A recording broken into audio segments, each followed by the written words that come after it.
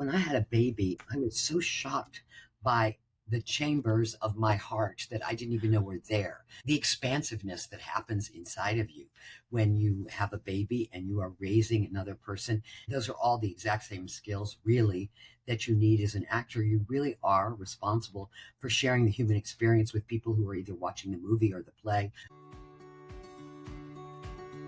Welcome to the podcast where motherhood meets reinvention.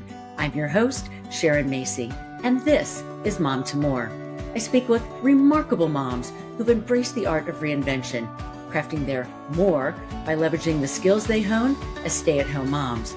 They share their experiences, struggles, and successes as they return to former careers, rediscover old passions, and chart entirely new paths, offering you the motivation and inspiration to help you answer the question, what do you want to do when your kids grow up? Welcome back to Mom to More. Before we dive in, I have to give a quick shout out to my friend, Kevin Pollak.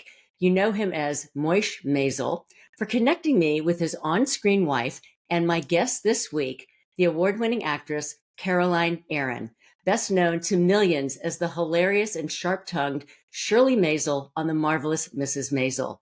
Caroline's career has spanned Broadway, television, and over 100 films. Wow.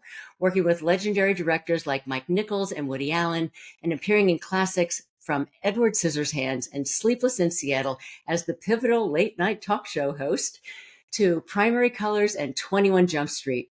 Most recently, she co-starred in the play Conversations with Mother and earned a Best Performance nominee from the Outer Critics Circle Award. Caroline is also a published author and playwright. With the support of her husband, Caroline built a family life that tag-teamed parenthood long before it was the norm, what she calls a, quote, very ahead of its time partnership, and I love that. But she also pressed pause, turning down opportunities to stay close to home for her kids, a decision that, in her words, shaped her far more than any role ever could. Today, she continues to inspire as both an actor and writer with her new play, Such a Pretty Face, opening off-Broadway in 2026. Woohoo! Her journey is a masterclass in living creatively, loving fully, and reminding us that when we make ourselves happy, we give our kids permission to do the same. Welcome, Caroline. I am so thrilled to be chatting with you today. Thank you. And I'm so thrilled we have Kevin in common, my pretend husband. So before we dive into your journey, I have an essential mom question that I ask all of my amazing moms, and that is, how many kids do you have and where did you raise them? I have 2 children, and I raised my son in New York. He was born and raised in New York until he was age 5. Then I moved to Los Angeles, and I had my daughter was born in Los Angeles. And so she was born exclusively on the West Coast. And then I came back to New York to film The Marvelous Mrs. Maisel. And that's where I am right now. So I also have to ask, your grandkids do not call you grandma, right? So No. I want to know what your grandma name is. I heard it's fabulous. Well, I only have one granddaughter, and my son's daughter, asked me what I wanted her to call me, and I said Swanky. So my husband is Papa, so we are Papa and Swanky. I love that. I love that. That's very you. It wasn't like I objected to grandma or granny or any of those kinds of things, but right. I just wanted it to be more personal. When she says it is so cute, I can't even tell you. What a fabulous name. I love that. Yes. Okay, you've borrow it when it's your turn. Whoever's Thank listening. you. I know, because our son just got married, so I'm sure within the next couple of years, I might be a Swanky. that would be so nice. Yeah. So you've talked about having such a supportive partner and how you tag team parenting long before it was really a thing. And especially coming from a home where your father passed away when you were young and your mom raised you and your siblings alone. So what did that partnership teach you about balancing career and family and relationships? I think one of the elements of a successful partnership is taking turns. I used to joke when my kids were little and say all the time that my husband was a fabulous mother because he did a lot of the grunt work that I either wasn't good at or wasn't around to do. But I just think that the partnership was about making sure that we were both healthy and happy and that no one got burnt out and no one got left behind. And that way, everyone was a whole. Everybody brought their whole selves into that incredible job called being a parent. I think that we're so lucky we live in this time where parenting doesn't have to be defined by gender. What's the boy's job? What's the girl's job? It's both your jobs 24/7. Yeah. So that's kind of where we were coming from. And, the housekeeper that we had in LA who became a member of our family would say all the time, "Oh my God, Jamie is such a wonderful parent. She was so astonished by how participatory he was." And I thought, you don't get any credit for doing the right thing. Not in my book. It's exactly what we should be doing. We should all be doing it. The kids are just as much their kids as they are your kids. Told me once, you know how women didn't want to be barefoot and pregnant in the kitchen? Yeah. Well, he didn't want to miss his kids growing up. So it was the same thing, is that women were trapped by being exclusively parents and men were trapped by not being allowed to be parents. So he had an unbelievable relationship with his children. So nice. And that he had the flexibility to make that happen. Yeah, absolutely. That's a gift. So what do you think your kids learned from watching that kind of teamwork in action? It was a different landscape for many years. And I think now our kids' generation, they're now having this more inclusive, we're both raising the kids sort of, partnership. When I watch my son, I go, wow, he had such a good role model. You can tell. It's like Sunday morning, he's the one that gets up and goes to the park first because my daughter-in-law wants to take a shower or have a manicure. And there's no question that, there's no A team and B team. They are the team. I think we can be an example for them in that way by just making parenting like anything else, show business, sports. Everything is better when it's a team sport, including parenting. And so I think that's the way my son and daughter-in-law approach it. And my daughter, who I know will be a mother someday, is also watching them. She's watching her big brother parent in a certain way. And I think that all becomes information about how to do it.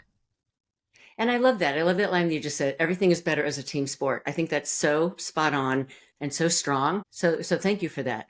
You've also mentioned that things felt a little different between raising your son and your daughter, and your choices around work shifted too. So what changed for you in that season? I don't know if it's a boy-girl thing or just their thing, but my son would have moved out when he was 3. You know what I mean? He was like ready to hit the world.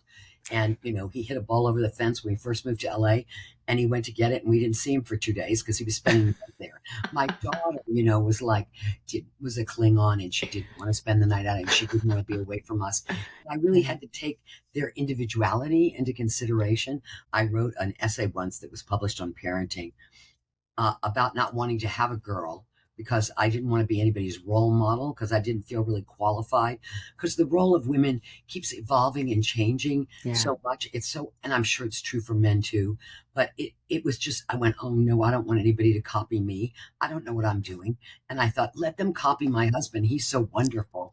That'll be a good thing to do. So I think that was also part of it, was for me in deciding whether I could ditch or not, if I had a job. I did a movie when my daughter was really pretty young in Berlin, and I was commuting every 3 weeks back to Los Angeles from Berlin. That's brutal. It was really brutal. Yeah. But I just felt like you just can't let too much time go by. But I do believe what you said at the beginning is true. If your children see you making yourself happy, it gives them permission to make themselves happy. I think the era of the all-sacrificing parent, I hope, is over. I don't think that does kids any good. It doesn't. And it depletes the mom who is the one who's doing all that. And, you realize it takes a village to raise a kid. You can't do it on your own, nor should anyone be expected to do it all on their own. No one should. And because a lot of people have to, almost everybody I know, both parents have to work. That might not have been true a while ago, but that is really necessary for lots and lots of families. And so you just have to make sure that no one gets burnt out between work and the world and their children. We're loading up their little hard drives. So you want to be at your best. I have to remember that. That's a great line, loading up their little hard drives. And Caroline, I love how honest you are about this, because so many moms will really relate, as we just said, to that push and pull of timing. It's an important job, and it's a really hard job. And it's not one where you get instant gratification. The feedback doesn't come for many, many years. You know what I mean? That's true. That's true. I always like to say it's the toughest job you'll ever love. That's right. Exactly. Yeah. And you're not going to get a really good report until they're about, 30. So Keep that in mind. That's true. Our son recently got married, and he wrote my husband and I little notes, and I was like, "Oh my God!" Like it made me cry. It was just Right. they got it right. They saw it. They got it. They lived it. They absorbed it. You got your good report card. You can. Yeah, I got a good report card. Yeah, Yeah. so nice. Caroline, such a powerful conversation. We have so much more to go. We're going to take a quick sponsor break. And when we come back, we are going to talk about how motherhood actually enhanced your craft as an actor. Don't go away. We'll be right back. And now a quick word from my sponsor, Ally Shoes. I gotta tell you, these are some of the most comfortable shoes I have ever worn. They're designed by women for women, like finally, right? And engineered with perfectly placed padding, so I can literally wear these all day. And I cannot say that for other brands I've worn. And I'm not the only one giving positive reviews. InStyle, Business Insider, and CNN are all saying the same thing. Oh, and they have a really cool origin story as well. So flats, heels, boots, you name it, they have it. Ally is letting me share the love with all of you. Head on over to Ally, that's ALLY.NYC, where new customers and listeners of the pod will get $40 off your first pair of heels. All their heels, like Classic, Kitten, Bold Block, Sexy Slingbacks, with special code MOMTOMORE40, and 10% off your first pair of boots and flats, so 10% off of each, with special code MOMTOMORE10. Ally is reimagining how comfort and function support women every day, and I love that. Thanks to Ally for sponsoring this episode. Okay, welcome back to Mom to More. I am here with the wonderfully swanky grandmother, Caroline Aaron. So when we first spoke, you said something that really stuck with me, that parenting and acting both require emotional endurance and responsiveness. You called parents, and I quote, athletes of the heart. And I just think that's fabulous. How did motherhood expand your emotional skill set? And how has that shown up in your work as an actor? I don't know if other people have experienced this, but I felt like when I had a baby, I was so shocked by the chambers of my heart that I didn't even know were there. It's like muscles in your body when you go to the gym for the first time. You go, wow, that Right. I didn't know that was there. The expansiveness that happens inside of you when you have a baby and you are raising another person. And those are all the exact same skills, really, that you need as an actor. You really are responsible for sharing the human experience with people who are either watching the movie or the play. Mhm. Or whatever it is. And I think that by becoming a mother, lots of things happened in terms of my acting. I had to be patient in a way with, I don't know what I'm doing, but I will. You know what I mean? It was like Yeah, those kinds of things you'll where figure it out. I will figure it out, or I would rush to make a choice, or I would think it would have to be this way, or I would push that. Acting is about being receptive rather than being active in a sense. And that's certainly what parenting is about, or was about for me. It was like learning how to read my child. There's so many languages that they're throwing at you, and you're not really sure, is this really upset? Is this really manipulative? Is this tired? All of those colors that come in, those are the same kind of questions you ask yourself when you're creating a character. And so I just think that becoming a mother made me more open to listening to where those answers come from. They can come from the world by how you observe the world, but they also come from just a kind of internal listening. I was on the go all the time, and I wasn't really used to that. And then I started to have to really kind of sit back. One of the things that's great about having two kids is that when you have the second one, you realize nothing's your fault, because they really do come in already, So true. Yeah. they come in who they are. Yeah. You're not really sure about that. In the first one, you go, oh my God, did I do that? Is that my fault? Did I do something wrong? And the second one comes and they're a completely different individual. And you go, nothing's my fault. I'm so happy. Hard work, I yeah. also affected my acting career was I went, it's hard work being a parent, and being an actor is hard work. And I found a lot of joy in embracing how hard it is. Interesting. Some of your experiences, did they ever end up in a script that you had to? Oh my God, yes, absolutely. Okay. Absolutely. Even playing, like, let's take The Marvelous Mrs. Maisel and playing Shirley. And I'm like going, okay, so I have an adult son. And I remember I had a an episode where I had to go into his bedroom and go, "Give me all your poo-poo pants." And I thought, who is going to say that to a 30-year-old man? How can I make that Right. feel in a certain way and really understand that? And I thought, well, it's kind of international mother language, which is you're not used to your adult children staying with you. And when they do, the fact that Yeah. you infantilize them again, it just makes complete sense to me that she would do that. Just that every time my kids graduated from a stage, I would be in mourning when I stopped nursing, Mm, when they were out of diapers. God, when they start driving, that's really the worst because that's a then whole other thing. Yeah. they really aren't needed. You know what I mean? You're just like Yeah. getting them to show up. You're And like praying every time they leave the house until they come back. Yeah, I know. Yeah. exactly. I would always grieve each stage that they graduated from while I'm applauding them. I have to keep my grief to myself. I wrote an essay once called How to Cripple Your Children and Make Sure They Stay at Home. Because after my son left, I went, this is such a jip. I spent all this time and now he's finally somebody I want to hang out with and he's leaving. And he never did. Yeah. But that's the job, roots and wings. I remember Hmm. when my son got engaged and I came home, and that's all you want for your children is that they Yeah. find their person, right? But I came Yes. home that night and I think I was in tears and I said to my husband, he doesn't belong to us anymore. He Mm, belongs to her. And that's the yeah. way it's supposed to be. But you would Yeah. have to make way for that, make room for that. Yes. It's a hard thing to make room for, but that's It what is, but he'll always be your son. Like our son will always be our son. It just looks differently. And as a mom, it's hard when you realize you have done your job really well right, and you have given your kids roots and wings right, and that they go on to the next chapter of their life like absolutely. we do, right? Like we do, and we want them to do that. But I had a lot of feelings about it when he like walked out the door, and I went, he's not mine. He belongs to the world now, and now he belongs to her, and now he belongs to his daughter. So Yeah. you get to be a part of every phase. I read the other day, and I told this to my kids because I could see how exhausted they were from having a 2-year-old, that the amount of time that you spend with your child as a child is very short. So sure. Most of the time you spend with your children is as adults. And I Mhm. thought that's really true. It's really short. So who's Yeah. ever in the midst of that, cherish. The days drag, the years fly. That's so true. I Yeah, remember when our son was born, my father and my mom came to the hospital, and my father looked at me and he said, "Tomorrow he'll be in kindergarten." I know. And you realize, wow, that was really true It's so because it fast. just flies. Yeah. So you made a choice at certain points to sort of dial back your personal career for your family. Looking back now, personally and creatively, what did that period of your life give you that you could have not learned on any stage from any script? It made me hate my husband. Okay, why?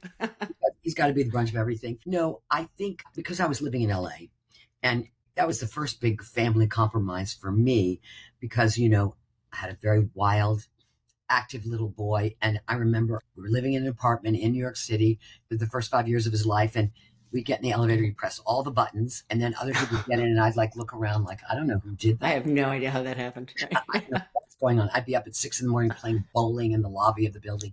And then when we got to Los Angeles and he could be outside 365 days a year and just Yeah. somebody said to me, if Ben was my son, I'd live in LA because he's like a dog. You've got to run him twice a day. And I said, it's really true. And New York was confining for him. It's like he Yeah. expanded in such a big way. And he was a great athlete. He is a great athlete. And so I didn't want to be in LA. And that was Mhm. my first big compromise. And then when I moved back to New York, I didn't want to leave. And everybody was like, you don't want to leave LA? I thought you always wanted to be in New York. And I said, but my life is in these walls because that's where everything Mm. happened with these kids. And so I think that there were things that you just learn from your children all the time about the world that I could never have learned from a script or a stage. I learned how to love in a new way with them. And if I'd not been with them and had just been only career focused, I think I would feel very bankrupt right now. Interesting. I I, love that, Caroline. I would be like, I want to go do this or I want to go do that. And I was offered a Broadway play at one point. They were at the age where they didn't want to come with me. Mm. That's one thing where you just move everybody around. Because once they start to have their own life, my daughter was so hated change that if I moved a bookcase in the bedroom, she'd burst into tears. I certainly couldn't move her across the country. And I thought, this will all come around again. I just had to you have to keep the long view. Somebody told me when I first became a parent that the longest timeline you have in your life is from the time your kid is born until they go to college. So you're looking at 18 years. Mm-hmm. You're really little. It's like, oh my God, it seems like forever till your next birthday, and it can be 6 months away. And then as you get older and older, these timelines stretch. And the longest timeline you're going to have is to get them raised and out the door. And you're thinking Yeah. that big arc, right? And then after that happens, things get smaller again. The timeline kind of cycles back that I want to make it to, their graduation or their first baby or their marriage or whatever. I want to be in Right. health and mentally and physically so that I'm around for all of that. Absolutely. I think that's something that every mom needs to hear. That pause is part of the longer arc, the longer storyline. It is. It is. And Yeah. it's not the whole story. It's just a No, particular big chapter. And then on the other side of it, because I'm on the other side of it, because I have 2 adult children, which is a whole nother version of motherhood. it's a whole other thing. Yeah. Yeah. Whole thing. And you're just about to get into it with having a new daughter too, which is That's true. I now have 3 daughters, which is so awesome. Yeah. right. But very well said. Sometimes you forget about that, right? That every decision that you make, and I think of all the things that we gave up because of the kids that we couldn't do, that we wanted to do, but you Right. realize that that pause, what you're doing is it helps to build and create sort of what is going to become your next chapter in That's right. life. That's right. Yeah. And who you want to be in the world starts to be informed by them.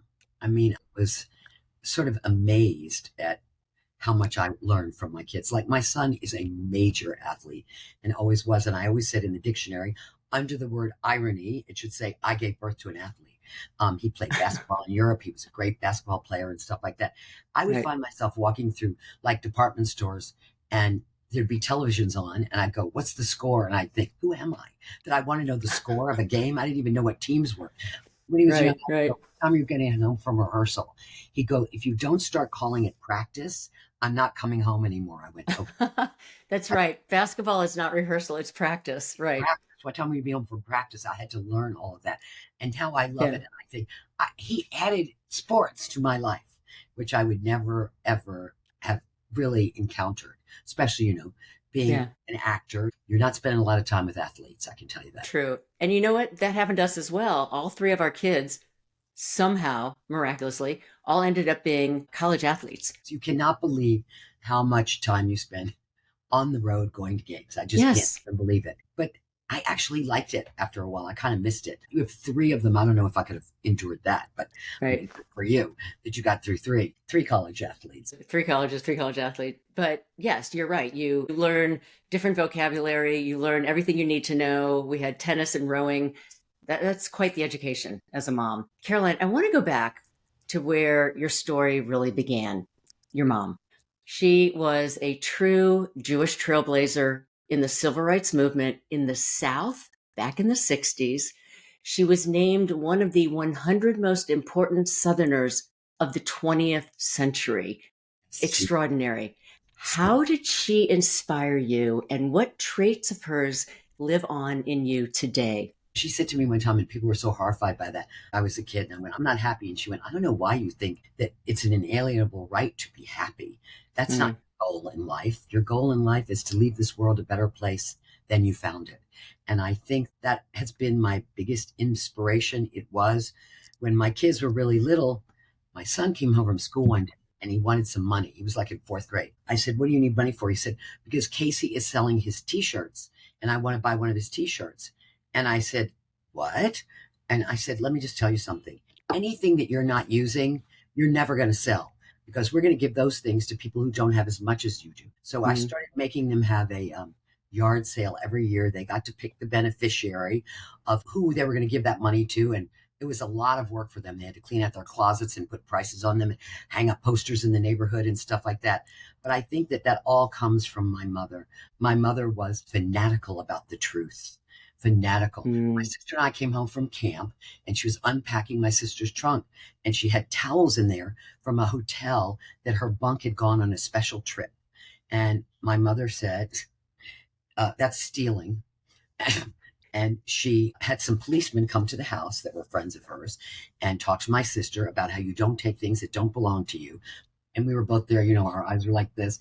And she made her say Interesting. once she had to mail the towels back to the hotel. And then they sent them back to my sister and said it was their pleasure for such an honest customer to have a souvenir of their time there. Oh, I love that. I mean, that there was good that came from being so honest. I think about the world we live in where the truth is sort of like on the B team of what's going on. And Right. my mother really taught us that integrity and morality and those who have the most take care of those who have the least. Yeah. That's all of our jobs. And then everything would work out if we all sort of felt that way. And I sometimes feel old fashioned, like when my kids were in their bar mitzvah and bat mitzvah year, and they would want me to give, their friends gift cards and money. And I went, no, I don't do that. I'm just not doing that. I said, they have plenty of money and that's not what we're going to do. And when my son was being bar mitzvah, I said to him, look, there's no grandparents, to do this for. So this is up to you. You're a basketball player. You have a lot to do. You have to learn another language. It's going to be a big demand on you. So you have to decide whether you want to do this or not for yourself. And I said, and we're putting on the invitation, no presents, because this is a ritual. It's not a racket. And in Los Angeles, I can't even begin to tell you. I can only imagine the pushback. Oh my God. And he Yeah. said, I don't want to do it. And I went, okay, we're fine with that. And then he came to us a couple of weeks later and said, I think I might regret it if I don't do it. And I said, okay, well, we're 100% behind you, because I knew how much time it was going to take from him. And I felt that way about a lot of things. And I was out of step with a lot of their peers and their peers' parents who were writing their essays for their kids and doing a lot of things that I would never do. You know what's interesting about your son at 13 to realize that he might regret that later in life for not having that experience? That's really incredible. I was quite amazed by it. And it ended up being a very meaningful experience because it was being generated from him. And I think because my mother grew up in the Deep South where she saw, just such horrible injustice. What we're seeing now happening to immigrants, imagine that was in her view as a child all the time. People being tormented, tortured, beaten up, excluded. And it landed on her in a way that it became her life's work to make sure that never happened again. What an extraordinary role model she was for you and for the world. And for the world. She was very strict, very, very strict. It's like, wow. We had to get dressed for dinner and we had to yes, ma'am, and no, sir, and wear white gloves and get dressed up and, be like really nice people. And so I resented that constantly. But as an adult and as a young adult, I went, I'm so proud that I'm the daughter of this woman. That was really a lucky thing for me. When I meet people who can't stand their parents, and I have plenty of friends who don't like their parents, I don't even know how to relate to that because I was just lucky. So when you just did Conversations with Mother, did some of your mom come into that role? Absolutely. I mean, that was a play, that was a two-hander, and that was a play that was biographical by the playwright, and it was about an Italian Catholic mother, and the overlap was quite profound between the two of them, just the intense love. And during the course of the play, I went from being 37 in the play to 76, and he went from being 8 to like in his 50s as the play went through their whole time together. And he went through a period of time of being drug addicted in the story of the play, which was the story of the playwright. And to see a mother, really wrestle with when do you give up on your children? You never do. You never, ever do. True. At least in the story of this play, and I thought it was really right, is this mom walked out on his addiction until he fixed it. And it was that sort of tough love was very much the way my mom. That is important. So you didn't walk out on your son, you walked out on the addiction. And when your son was ready to come back, you were there. And I was there. And I made That's so powerful. And I made that really clear. I love that. I love that. Okay. We have to talk about Maisel because that was life-changing for you, right? How did it happen? What did it mean to you? I mean, you were absolutely hysterical in that role. I could look back at when I was a kid at my family and go, she's reminding me of that aunt. It was really an extraordinary show. Loved every moment of it. You were incredible in it. Thank you. It happened in increments. My daughter was obsessed with Gilmore Girls, which I had never watched. Mm-hmm. And I would be walking through the living room and it was on again. And it was like, oh my God. And she kept saying, Mommy, if the mother and the daughter on this show had a baby, it would be you. And I didn't know what she was talking about. And then she just hounded me. And I said, okay. It was on for 7 seasons. And it was the story of a single mom raising her daughter until she dropped her off at college. So we made a deal that I would watch every episode with her, and we would watch the last episode together the night before I dropped her off at college. Oh my gosh. I did. So then you fast forward. Tony Shalhoub lived around the corner from me, a dear friend for many years in LA, and he was going to New York to do a new show. I think he was the first one in, actually. Mm-hmm. And then I got a call from my agent saying that Amy Sherman Palladino was doing a new show and she wanted to talk to me about a role. And I went, yes. And they went, what do you mean, yes? And I said, she did Gilmore Girls. The answer is yes. I don't care what it is. Because I knew what currency I would have with my daughter by being part of Amy's world. So I spoke to her on the phone and it was sort of amorphous. It was going to be 1 episode, maybe 2. And she described this woman to me a little bit as being sort of like an aunt of hers. She wasn't really sure, and then she sent me the pilot. And it was the most beautiful thing I'd ever seen. And I was like so astonished by it. And I said, oh my God, it is just gorgeous and so wonderful. And of course I wanted to do it. And then when I went in for my costume fitting, I kept saying, who's my husband? Who's my husband? Who's playing my husband? And, there's all of that is so secretive. And then they finally told me I'd already done a movie with Kevin. And I was so excited. I don't know. He's so great. But I was so excited it was going to be Kevin. He was the same as me. We did 1 episode, then we did a 2nd episode. And then as we were going through the first season, when there was like maybe 1 or 2 episodes left, we both came in to work. And in our dressing rooms were these big, huge bottles of champagne. And Kevin and I both went, oh, I guess we're not in any more of it, huh? Because that was the end of our participation for that first season. We thought it was the end. Okay. It was the end. And we were so sad because I'm telling you, I don't know. I just wrote Amy a couple of weeks ago and I said, I just keep praying this is not the best job I'll ever have. But guess what? It's the best job I'll ever have. But you had it. You had it. And what an extraordinary opportunity. Oh, amazing. The cast was amazing. Everywhere you looked, there was an A+ person. Just everywhere, everything they did about it. And I don't even know if they would put that show on right now. The world keeps changing so fast, but it was a great experience. And whenever I'm playing a character, I have to see that person walking around in the world in order to start to have it alchemize sort of inside of me. And what was really astonishing is once the show was on, like how many people had Shirley in their life. Hello. We all do. Yeah. Everybody had Shirley in their life. Yeah.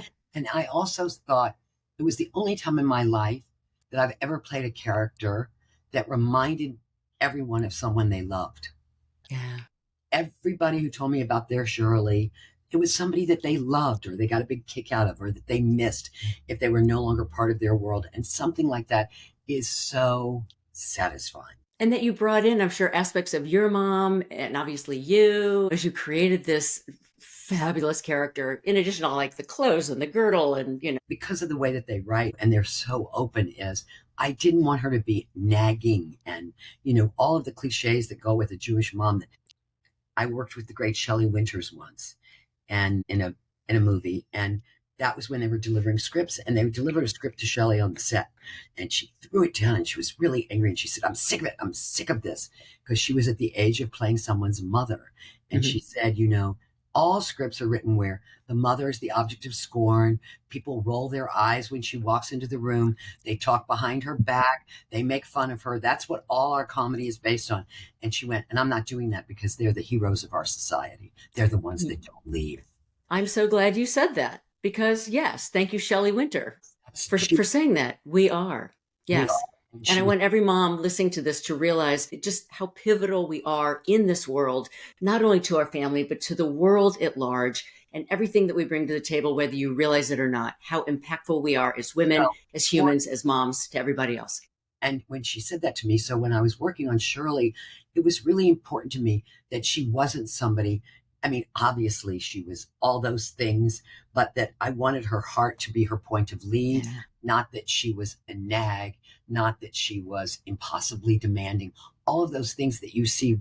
And ever since Shelley said that to me, every time I read something, I go, wow, it's still going on.